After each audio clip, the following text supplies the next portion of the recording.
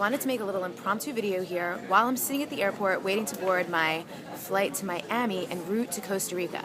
Something that people ask me about all the time is how do I eat healthy while I'm traveling? And a quick lap around an airport shows you that there aren't that many options, but if you look close enough, you always can find something. So here's a couple tips for you if you know you're going to be traveling for like a whole entire day or two and you don't want to just get totally kicked out of your routine.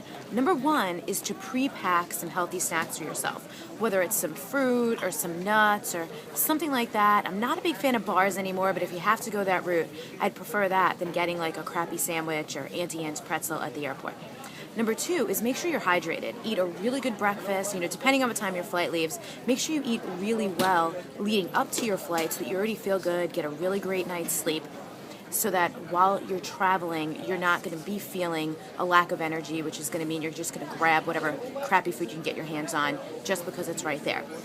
Obviously, drinking while traveling is only going to dehydrate you even more. Being up in the air on the plane, I always feel like is a little dehydrating. So again, make sure you're drinking plenty of water. Personally, I always opt for an aisle seat. This way, if I have to get up and pee a million times, I'm not pissing off everybody else on the airplane. And then last but not least is there are always some places at airports where you can find something like a bag of nuts or even a salad.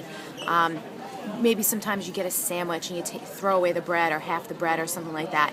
Just remember that ideal plate that I always teach you.